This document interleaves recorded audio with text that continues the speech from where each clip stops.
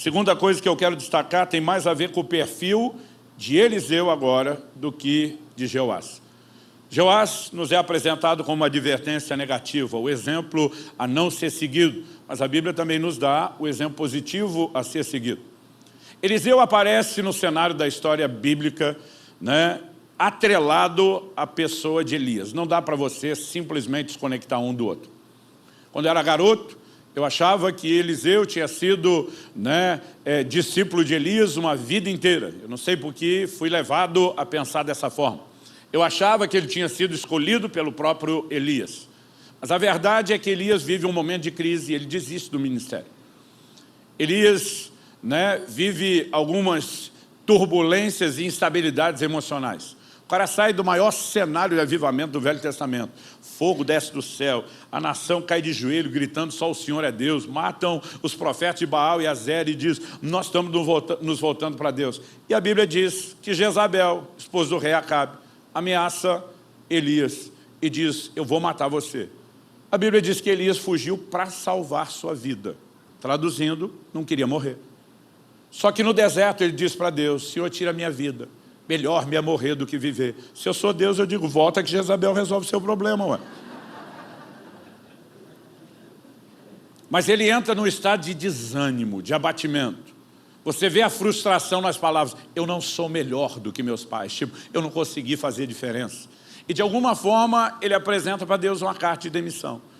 Como quem diz para mim, deu a conta, deu a tampa, deu o que tinha que dar. Estou fora. Eu digo às pessoas, cuidado com aquilo que você ora. Porque Deus diz, ok, eu aceito sua carta de demissão, mas vai cumprir um aviso prévio primeiro. E vai treinar um substituto, porque o ministério é tão sério que até para desistir o cara tem que ser responsável. E aí Deus escolhe quem? Deus diz, você vai fazer 3 servicinhos para mim, no seu aviso prévio. Você vai ungir Jeú, rei de Israel, você vai ungir Azael, rei da Síria, e você vai ungir Eliseu, filho de Safate, profeta em seu lugar. Quem escolheu foi Deus. Até então não existe indício nem de que eles tinham nenhum relacionamento. Não estou dizendo que se comprove que não, mas também não se prova que sim.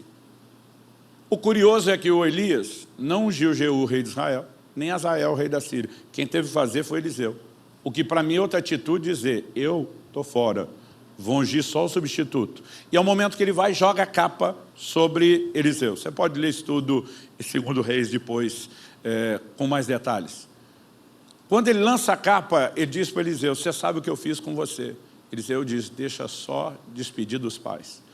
Pega uma das juntas de bois que ele estava arando a terra. E ele, na perspectiva dos mais espirituais, faz um sacrifício a Deus. Dos mais carnais, uma churrascada. E ele simplesmente diz, aposentei, abandonei. Ele olha para Elias e diz, estou dentro.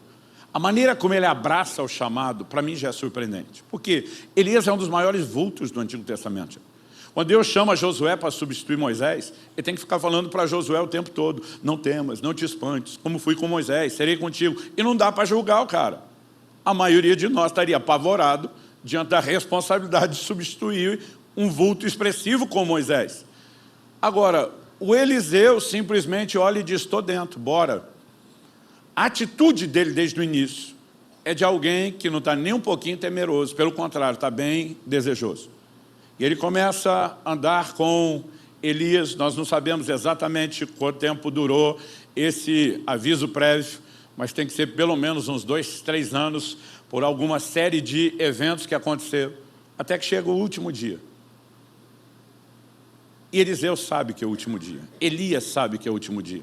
Em 3 lugares onde eles vão, depois de saírem de Gilgal, os filhos dos profetas sabem que é o último dia, porque pensa numa turma que não sabe guardar segredos, são o tal dos profetas.